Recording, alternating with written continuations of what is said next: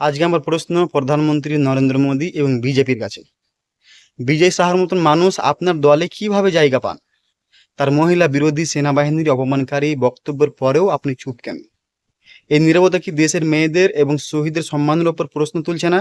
মোদীজি, আপনি বলেছিলেন যে বেটি বাঁচাও বেটি পড়াও।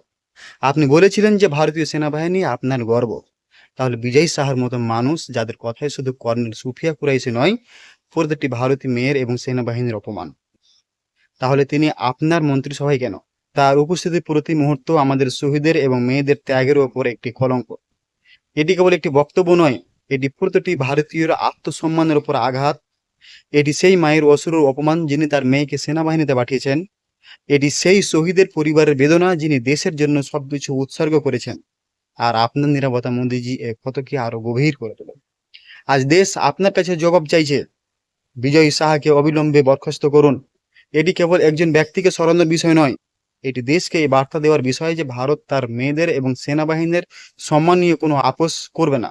মোদীজি, আপনি আমাদের নতুন ভারতের স্বপ্ন দেখিয়েছেন, কিন্তু এমন মানুষ যদি আপনার সরকারে থাকে তাহলে এই স্বপ্ন কলঙ্কিত হয়ে যাবে। আপনার কঠোর ভাবমূর্তির ওপর প্রশ্ন উঠবে, আমাদের সেনাদের ভরসা ভেঙে যাবে। তাই আজ উঠুন, কথা বলুন এবং পদক্ষেপ নিন। বিজয় সাহাকে বরখাস্ত করুন। বিজয় সাহাকে বরখাস্ত করে দেশকে দেখান যে আপনার সরকারের মহিলা বিরোধী মানসিকতার কোনো জায়গা নেই, সেনাবাহিনীর অপমানের কোনো জায়গা নেই। এখন সময় প্রমাণ করার যে বেটি বাঁচাও কেবল একটি স্লোগান নয়, আপনার অঙ্গীকার। আমরা বিশ্বাস করি আপনি এই কলঙ্ক আপনার সরকারের গায়ে লাগতে দেবেন না।